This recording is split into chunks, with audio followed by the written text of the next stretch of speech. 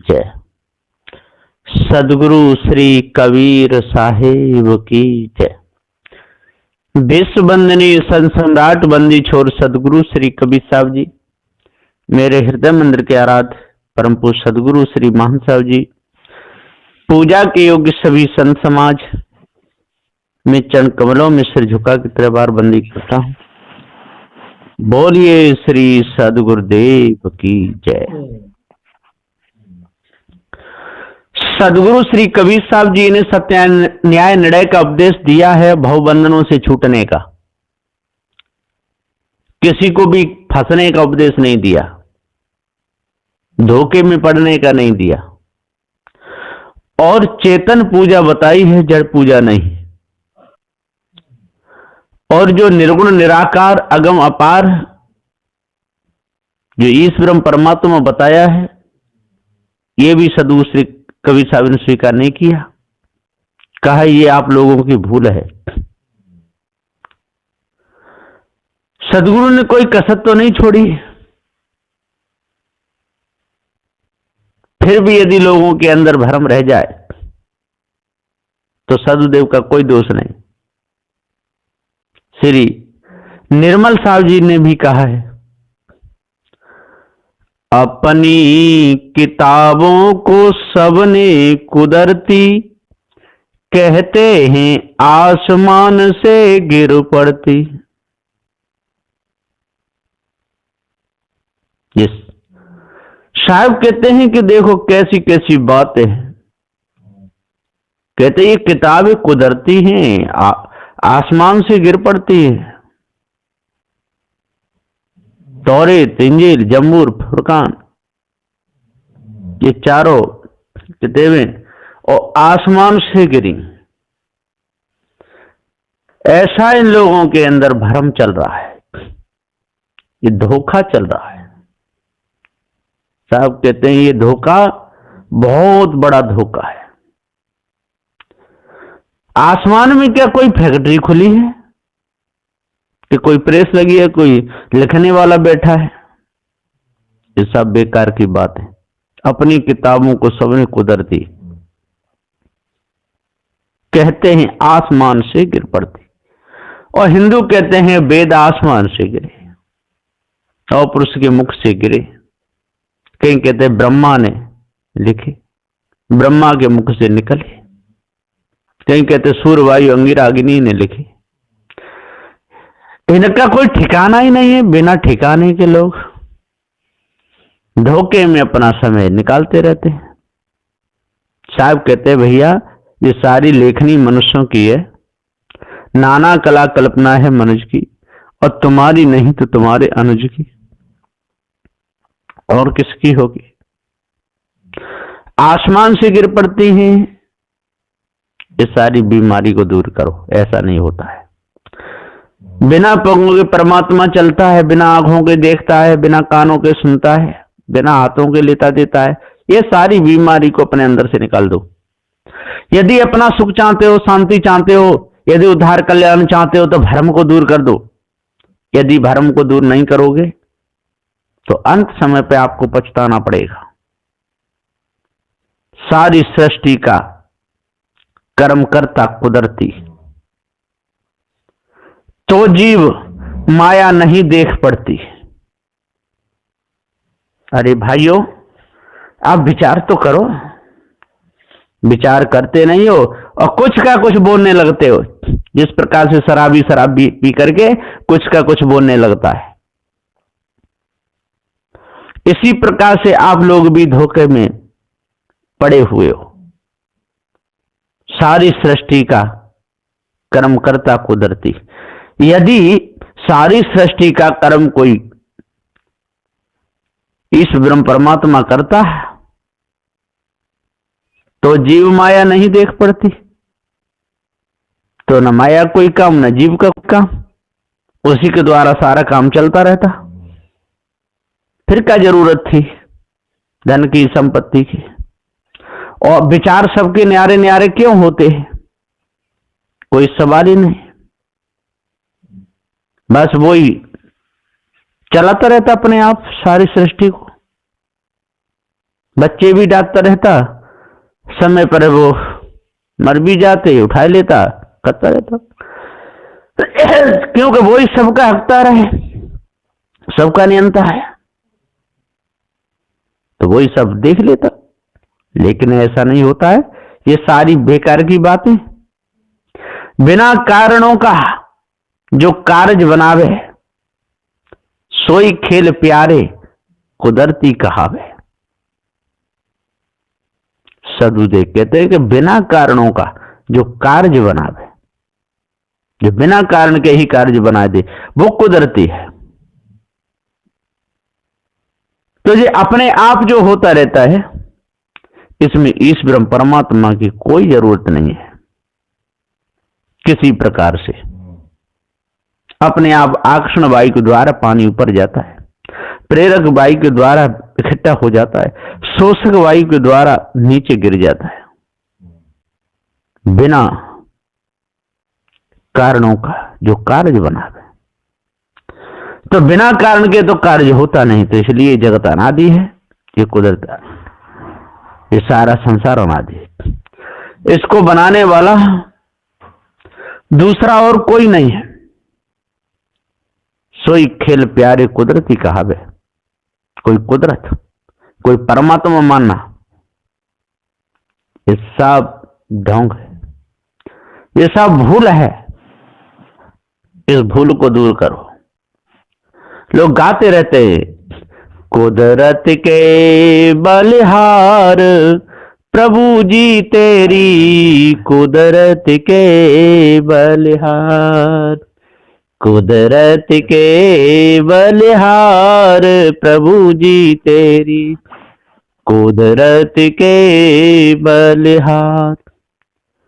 पल में माता निज पुत्र के करती 100 सिंगार, पल में खड़ी सिराने रोवे केस गले में डार, प्रभु जी तेरी कुदरत के बलिहार। पल में बहते अथाह समुद्र जल का वारन पार, पल में ढूंढे मिलान पानी सूख गई सब बार, प्रभु जी तेरी कुदरत के बलिहार। पल में वे राजा कहलाए प्रजा के सरदार, पल में लिए फकीरी बाना छोड़ चले घर द्वार, प्रभु जी तेरी कुदरत के बलिहार। इस प्रकार से ये लोग गाते रहते हैं, दूसरे के मन को रिझाते रहते हैं, दूसरों को अपनी तरफ झुकाते रहते हैं। ऐसी लोगों की बड़ी भारी विडंबना है। तो बिना कारणों का जो कार्य बनावे, सोई खेल प्यारे कुदरती कहावे। बिना कारण के जो कार्य बना दे, वो चलो परमात्मा की तरफ से माना जाए। तो ऐसा तो होता है नहीं, कारण से ही कार्य बनता है, और कार्य बिगड़ करके कारण मिल जाता है। तो अलग से कोई कुदरत, कोई ईश्वर परमात्मा नहीं। सदगुरुदेव जी पुकार के समझाते हुए कहते हैं कि अपने आप को जानो और धोखे को अपने अंदर से दूर करो। और जब तक धोखे को दूर नहीं करोगे, धोखे में ही अपने पूरे जीवन को लगाओगे, तो आपका पूरा जीवन बेकार जाएगा। उपादान कारण कहोगे जो ऐसा, जगत और ब्रह्म में रहा भेद कैसा। सदगुरुदेव जी कहते हैं कि इस प्रकार से यदि उपादान कारण बताओगे तो जगत और ब्रह्म में भेद कैसा। सदगुरुदेव जी पुकार के समझाते हुए कहते, भैया इस धोखे को दूर करो। उपादान कारण, साधारण कारण और निमित्त कारण, 3 कारण मिलते तब कार्य होता है, एक से हो ही नहीं सकता है। खाली उपादान कारण हो तब भी कुछ नहीं होगा, साधारण कारण हो तब भी कुछ नहीं होगा, केवल निमित्त ही कारण हो तब भी कुछ नहीं होगा। तीनों हो तब बनेगा उपादान कारण, साधारण कारण। जैसे कुम्हार बर्तन बनाता है तो साधारण कारण उसका चाक और डंडा है। उपादान कारण मिट्टी और पानी है, और निमित्त कारण स्वयं कुम्हार है। तब बर्तन बन के तैयार होते हैं, नहीं तो हो नहीं सकते। तो उपादान कारण, साधारण कारण और निमित्त कारण, तब ये खेल बन के तैयार होता है। जैसे साधारण कारण, मिस्त्री के पास में औजार होते हैं।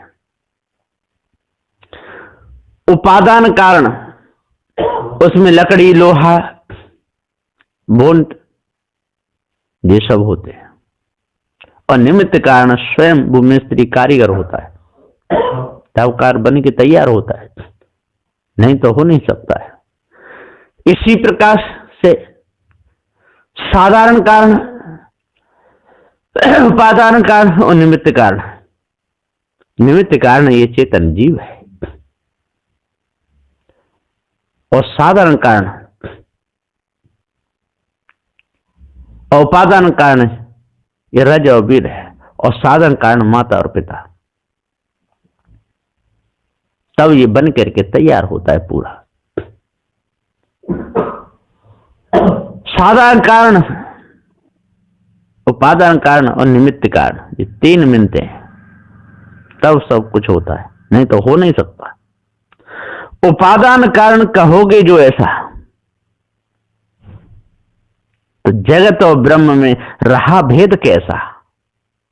जगत और ब्रह्म का कोई भेद नहीं, इसलिए इस ब्रह्म परमात्मा से कुछ नहीं बना, उसे उत्पत्ति नहीं हुई। ये सब बेकार की बात है। इस धोखे को अपने अंदर से दूर निकालो, तब पूर्ण शांति मिलेगी। जैसा ब्रह्म करता स्वेच्छा न होता, बिना कर्म का जीव क्यों दुख रोता। साहब कहते हैं श्री निर्मल साहब जी कि जैसा ब्रह्म करता स्वेच्छा न होता, सदुदित, तो विश्व इच्छा कैसे होता है? बिना कर्म का जीव क्यों दुख रोता। और ये कर्म का यहां तो फल भोगना पड़ रहा है, कर्म सबको रुला रहा है, कर्म का फल सबको भोगना पड़ रहा है। और बिना कर्म, यदि वो ही ब्रह्म करता, उसी की इच्छा होती स्वेच्छा, तो फिर बिना कर्म के जीव क्यों दुख रोता? ऐसा होता ही नहीं। इसलिए पता चल गया कि इस ब्रह्म परमात्मा कोई नहीं, इस जगत का करता कोई नहीं। ये जड़ और चेतन दो पदार्थ हैं, अनादि हैं। चेतन ये चेतन जीव है, और जड़ पृथ्वी जल वायु अग्नि। कुरान बाइबिल वेद सब हैं विरोधी, आपस में लड़ के मरते अबोधी। सदुदय कहते कुरान बाइबल वेद सब हैं विरोधी, ये सब विरोधी हैं। कुरान में भी विरोध है, बाइबल में भी विरोध है, वेदों में भी विरोध है, ये सब विरोधी है। इन किसी को भी निस्वरूप का ज्ञान नहीं है, पारक का ज्ञान है ही नहीं। सबके सब झूठी पत्तल चाट रहे हैं, सबके सब धोखे में अपने समय को निकाल रहे हैं, न्याय निर्णय को जानते ही नहीं। आपस में लड़ के मरते अबोधी, ये अबोधी आपस में लड़ रहे हैं। सब मनुष्य है, सबके मुख के ऊपर नाक है, नाक के ऊपर आंख है, आंख के ऊपर माथा है, माथा के ऊपर सिर है, नाक के नीचे मुख है, मुख के नीचे ठोड़ी है, ठोड़ी के नीचे गर्दन है, गर्दन के नीचे सीना है, सीना के बराबर में हाथ है, पेट है, नाभि है, शेषन इंद्रिय, जंगा, घुटनों, पैर, सबका एक सा हाल है, कोई अंतर नहीं। ये बेकार में लड़ते हैं कि जी हिंदू है, जी मुसलमान है, जी ईसाई है, जी पारसी है, यहूदी है, जी सिख है, जी जैन है, जी बौद्ध है। ये बेकार की लड़ाई है। जी ब्राह्मण है, क्षत्रिय है, ये वैसे है, शूद्र है, जी शेख है, सैयद है, मुगल पठान है, ये बेकार धोखे की लड़ाई। इससे दिमाग खराब होता है, पागलपना आता है। अपने आप को ये जान ही नहीं सकते, धोखे में पूरा समय बिताते रहते हैं, आपस में लड़ लड़ के मरते अबोधी। ये सारे के सारे अबोधी हैं। जितने देख पड़ते हैं व्यसनी अनारी, उन्हीं के लिए है अडर वेदकारी। ये कौन मानते हैं 4 वेद 6 7 18 पुराणों को? कौन मानते तौरात इंजील फुरकान को? जितने देख पड़ते हैं व्यसनी अनारी, जितने विषय वासना में व्यसनों में जितने फंसे हुए हैं, उन्हीं के लिए है अडर वेदकारी। वो ही कहते हैं वेदों में ऐसा कहा है, वेदों में ऐसा कहा है, वेदों में ऐसा कहा है। और जिनके अंदर कोई व्यसन नहीं, खराब इनके कर्म नहीं, शुद्ध इनका मन है, हृदय इनका पवित्र है, धोखे से न्यारे हैं, वो काय को किसी का पक्ष लेंगे? वेदों के पक्ष से क्या लेना देना, कुरान के पक्ष से क्या लेना देना? क्योंकि उसमें तो ऊट पटाख वैसी बात भरी हुई है, अतिशयोक्ति अलंकार, थोड़ी बात को बहुत सी बढ़ा देना, ये सब धोखे की बात है। इस धोखे में सारा संसार जा रहा है। 1-2 हों तो उनको समझा दिया जाए, ये सब के सब विरोधी हैं। सदुदय जी पुकार के कहते हैं, कानून में तू खुदा के फंसेगा, बुरा कर्म करके नरक में धंसेगा। यदि कानून में खुदा के फंसेगा तो तुझे बुरा कर्म करना पड़ेगा, और करेगा, काट काट के बकरा का हलाल करेगा, गर्दन पर 2.5 छुरी चलाएगा। यदि किसी ईश्वर परमात्मा को मानेगा, देवी देवताओं को मानेगा, तो बकराओं का सिर झटका से काटेगा, पाप से बचेगा नहीं।